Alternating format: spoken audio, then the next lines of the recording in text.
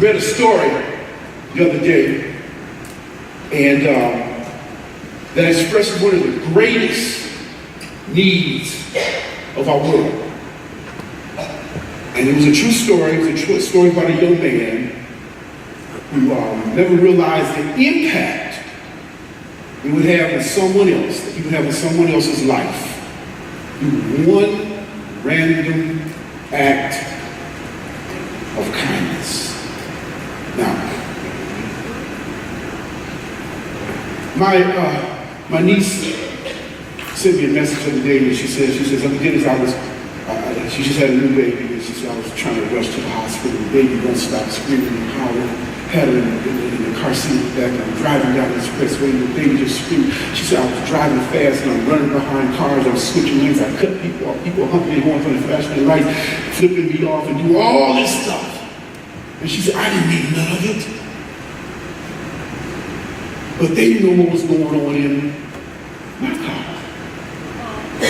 Now, how many times have you walked in the store, and I believe me, some people do it deliberately, they just don't care, or just run across your feet, or just want to guard you out the way, or stand in front of you while you're looking at something and won't say, "Excuse me." How many times has it happened?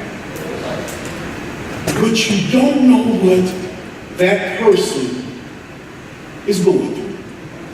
Now, believe me, some of them just plain evil, or just plain nasty people. Some of them. I didn't say all of them. Some of them. But you never know what someone is going through. Renee's going to share that story with us this morning. One day, when I was a freshman in high school, I saw a kid from my class was walking home from school. His name was Kyle. It looked like he was carrying all of his books. I thought to myself, why would anyone bring home all his books on a Friday? He must really be a nerd. I had quite a weekend planned, parties and a football game with my friends tomorrow afternoon, so I shrugged my shoulders and went on. As I was walking, I saw a bunch of kids running toward him. They ran at him, knocking all his books out of his arms and tripping him so he landed in the dirt. His glasses were flying, and I saw them land in the grass about 10 feet from him. He looked up, and I saw this terrible sadness in his eyes. My heart went out to him, so I jogged over to him, and he crawled around looking for his glasses, and I saw a tear in his eye. As I handed him his glasses, I said, "Those guys are jerks. They really shouldn't get lives." He looked at me and said, "Hey, thanks." There was a big smile on his face. It was one of those smiles that showed real gratitude. I helped him pick up his books and asked him where he lived.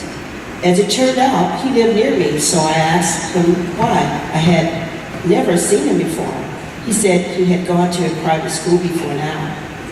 I would have never hung out with a private school kid before.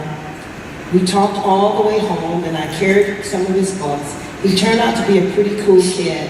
I asked him if he wanted to play a little football with my friends. He said yes. We hung out all weekend, and the more I got to know Kyle, the more I liked him, and my friends thought the same of him.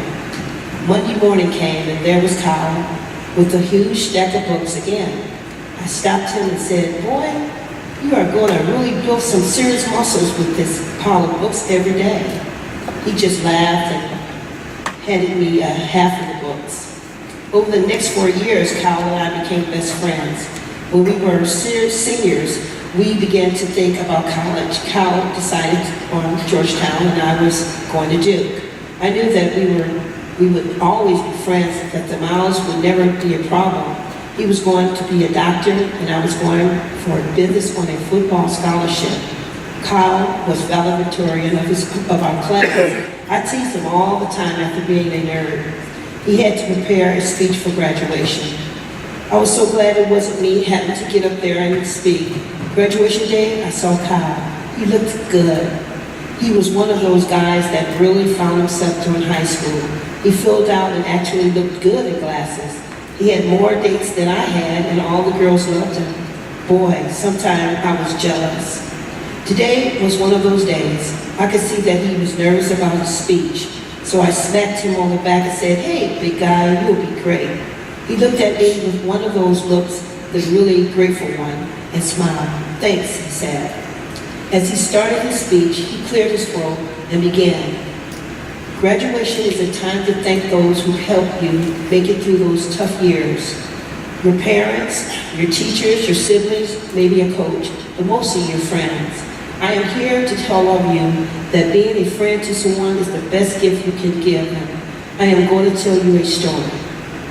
I just looked at my friend with disbelief as he told the story of the first day we met. He had planned to kill himself over the weekend. He talked of how he cleaned out his locker so his mom wouldn't have to do it later and was carrying his stuff home. He looked hard at me and gave me a little smile. Thankfully, I was saved. My friend saved me from doing the unspeakable. I heard the gasps go through the crowd as this handsome, popular boy told us all about his weakest moment. I saw his mom and dad looking at me and smiling that same grateful smile. Not until that moment did I realize it was that. Wow. And every time I hear the story, it brings a tear to my eye. That this young man was on his way home, that he decided that life wasn't worth living. I'd had enough of being bullied. I had enough of being the nerd, that I was going to make it easy on mom and take the books home when she had to go to school, clean the locker out. But I'm calling it quits. I'm calling it quits. Because I just didn't have enough. But the impact of one person, of helping him find his glasses, that's saying, "Man, why are you carrying all these books on? You're going to be the smartest guy in school. You're just going to build up all these muscles." And the impact of this one person, one act of kindness, turns it around. You never know. Look at the book of the Bible in the book of Genesis in the 21st chapter, the 23rd verse. It says, "Show to me the country where you now reside as a foreigner, the same kindness I have shown to you." Look, I got this. As a foreigner. I mean, we all are foreigners. I mean, this is not our home. Mr. Sheldon. This is not our home. Amen. We all are refugees, immigrants. All of us. Because our home is heaven. Mr. Sheldon. Our home is heaven. But as long as we hear, he says, show the same kindness to people in this foreign land that you're dealing with every day that I have shown you. Every day your feet hit that ground.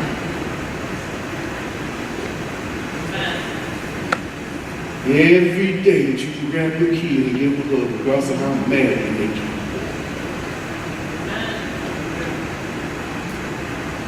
Every day that you can hold your spouse and give them a kiss, and give them a kiss. Every day that you can just go down the street and tell somebody, "Come on." I went in the hospital and spoke to a nurse in the elevator, and she looked at me like the sun and just shined. She said, "Nobody speaks to me here. And I work at the hospital because I'm from a foreign country." She just really understands that we all in a foreign country. This is not our land. I'm trying to get home. But sometimes through that journey of getting home, it gets rough. And that's when you have to lean on to God's understanding and not our own, because here, He knows the path that He wants you to travel. He knows the path that He wants you to travel. A lot of times not the path He wants to go, because it's not all that glittery, turning it up, and all that good stuff. It's not all of that. But the path that He wants you to travel, I guarantee that you're going to help somebody. along the way. And it makes me think about the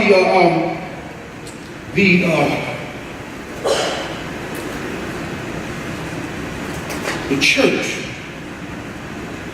As us being the church, we have the power to extend kindness with long arms, delivering power of kindness. Look at your Bible and look at the book of Matthew in the 22nd chapter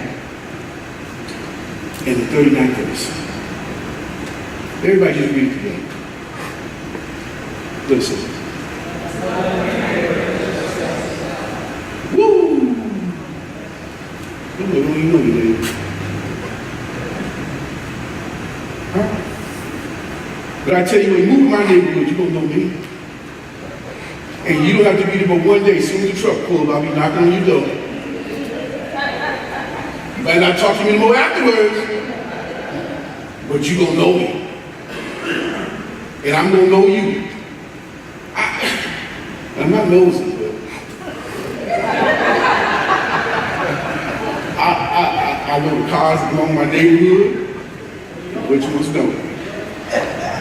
Okay? I know the kids that belong in my neighborhood, which ones don't. I just cut my grass before it got too cold. The boys pull up down the side and they find it. So I said, okay, they see me, they gonna they just kept riding. So I walked over to the car. So I took the shovel with me too. I ain't stupid, I had the shovel in my hand. No, what did I know, man? He had cracked smoke coming all out the window. And I said, you don't live around here, do you? I said, no. I said, you need to go to your own neighborhood. Well, sit in front of your house. You smoke. Not in front of mine. I said, there's kids that play around here. I said, well, this public street. I said, well, you're right. But if you don't crank up, it's going to be here. No. You know my neighborhood, I'm going to know you. I'm going to know you and everybody that come to your house. But check this out. With that understanding, considering the thought that kindness has a delivering quality to it. Kindness has integrity to it. And I have a lot of, I respect people that have a lot of kindness and they show a lot of kindness to different people. It made me think about the Good Samaritan. Though the kindness delivered to the man on the roadside of the road when he had fallen among thieves and he was left for dead. But instead of the man passing by without helping him, he helped him fix his wounds, and he gave him the oil and the wine, and then he picked him up and put him on his donkey, and then he carried him to the inn. Now, when he got to the inn, he told the innkeeper, he said, take care of him. He said, take care of him and fix whatever he needs. I'm going to pay you now. But if you do anything extra when I come back, I'm going to repay you. Who does that? He didn't just say, fix him up and I'll see you later. He said, I'm going to pay you now. And whatever you do for him in the end, whatever you do for him now, from the time I leave here, when I come back through, because he's a businessman, he said, when I come back through my journey, I'm going to pay you for whatever extra needs you have to do to take care of him. You could have just kept on going, kept his money, forgot about it, and didn't even worry about it, but he did. He says, I will be back to take care of him. Look at Boaz. I'm not going to get into the Boaz story. We know the Boaz stories. If you're looking for your Boaz, I'm not going to. Boaz delivered Ruth. Okay? Through the power of kindness, leaving the handful of gleaning for her path eventually that led to the kingdom of God. Okay, that was all through an act of kindness. David delivered Mephibosheth through on kindness. If you look at 2 Samuel in the 9th chapter, in the 3rd verse, it says, there is no one still alive from the house of Saul that I may show kindness to. He was looking for someone to show kindness to. Mephibosheth was brought to Jerusalem, the center of the kingdom of David. And check this out. The feeble, crippled man's legs was hid up under the king's table. It was all because of act of kindness. How did he get there? Someone had to take him there. All because of kindness. I don't know what your story is. I don't know where you're at. Here's what I'm going to ask you today. Who will you deliver today with one act of kindness?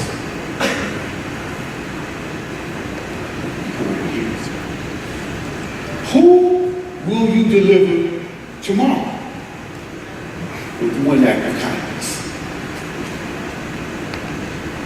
Who will you deliver next week with one act of kindness? This is what I love about Jesus. He said Jesus coming in the world to serve the world, not to be served. That one simple act of kindness stopped a young man from taking his life. It's back in 1982. I was working down in Annapolis and just got off and went into the walkways. A young lady was standing on the corner. She says, I'm hungry. I need to feed my babies. We know people stand out there, they hustle. And one time the guy was in the wheelchair, told me he needed some money, I gave some money, and even the drugstore bought me for the Hennessy. And I was mad. But that don't mean everybody's there. I told the young lady, I said, come on, go in the store with me. And I'm going to buy you some food for your kids. What's your kids want? She picked up milk, she picked up cheese, she picked up things. So here's what I thought about. If I wouldn't have done that and thought she was out trying to hustle me, I would have walked away. But here's what made me realize that she wasn't trying to hustle me. She didn't ask me for the money. She went in and grabbed that milk. She went in and grabbed that bread. If it was about a hustle, she could have told me, that's all right. But she ain't nobody buying no milk for me. It's that one simple act of kindness. And I pass by people every day in the corner that's that little sign up, God bless, I'm homeless. And, you know, I know some of them, they got these little trickery things going on, they hustle. But if I give them $1 or $2, and it's not for the right reason, they have to deal with God. And not with me. And then when I get to heaven, God ain't gonna look at me and say, why did you give that man that $1 standing on that corner that day? I'm going, oh God. They could save someone's life. They could actually save someone's life. Never underestimate the power of your actions. With one small gesture, you can change a person's life, for better or for worse. God puts us all in each other's lives to impact one another in some way. Look for God in others. It has been said that friends are angels who lift us to our feet when our wings have trouble remembering how to fly. We have to hold each other up. I should be able to pick up the phone and call anybody in this room and say, I need some help. Anybody in this room should be able to pick up the phone and call anybody else and say, I need some help. If my arms get too heavy, somebody please help me. If my legs get weary, somebody please help me. But just remember this. Yesterday's a history. Tomorrow's a mystery. Today is a gift.